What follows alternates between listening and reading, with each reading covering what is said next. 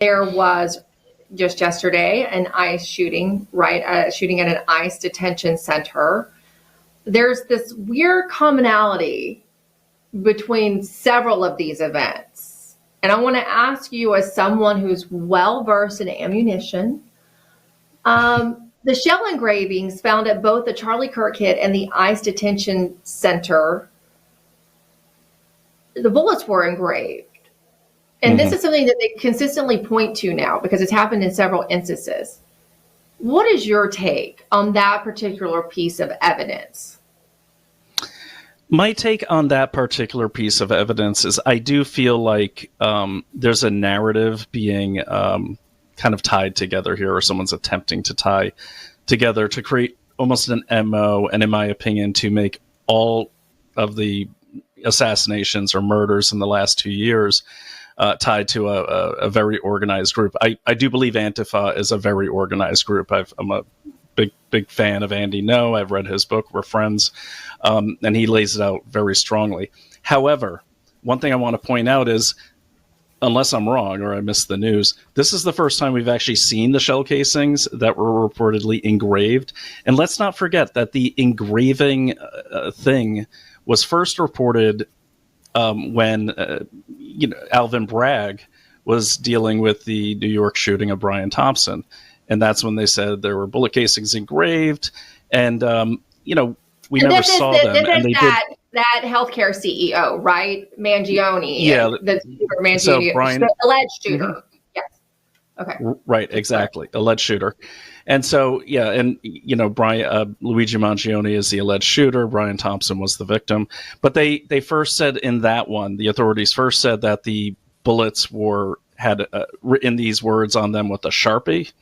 And I'm not claiming responsibility for getting them to change their tune, but I took my Glock that day, went in my backyard because I can do that, tried to write letters on there with a Sharpie, and they rub right off instantly. And I put out a video on that saying this is almost impossible to make it even legible or stay on. And then like 2 days later, it's like, oh, they were engraved. And I don't know of any other shooting almost in history where they were engraving any message on bullets. On shells and missiles, sure. But on bullets, they're so small. I don't know what message. Maybe they're trying to message, Smurfs or tiny little dwarves or something. I don't know.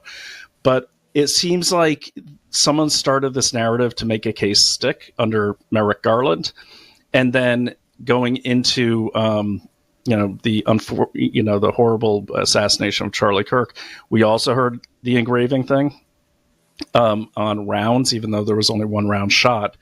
And then now this. Now this kid might be a copycat. Like, he's buying into the engraving thing, so he's now automatically and we might see a lot of shooters start engraving their bullets because they want to be connected to whatever crazy movement they think they're connected to.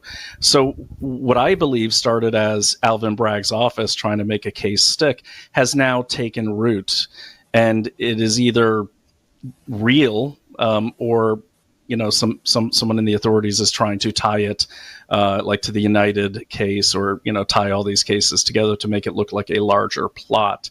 I think these killings are inspired. Even the Brian Thompson killing, I think, is inspired. I don't believe that Luigi Mangione is the shooter. And I just want to state that per my investigation on my Substack.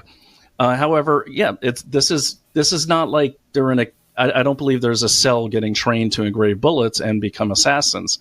What I do believe is that just like Al-Qaeda back in the early aughts, there are people that want to be recognized by the larger Antifa movement, or want to have a superstar like Jimmy Kimmel go to bat for them, and then they'll be a celebrity. I think, and I'll land this plane here, I think the danger of tying these latest two cases to the Mangione case is the Mangione case has not gone to trial, and it's a very weak case for the prosecution.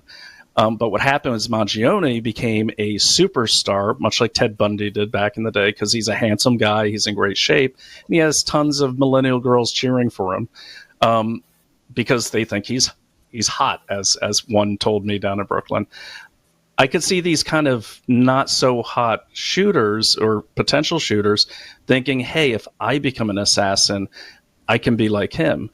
The problem is, I think that case is totally separate from these, or at least that suspect is totally not in the same category as these other suspects.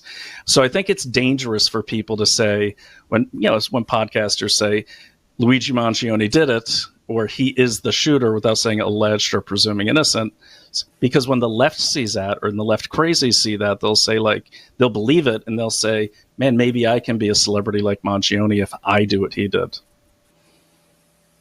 I think you're right. It could be a manufactured narrative, but one that becomes contagious.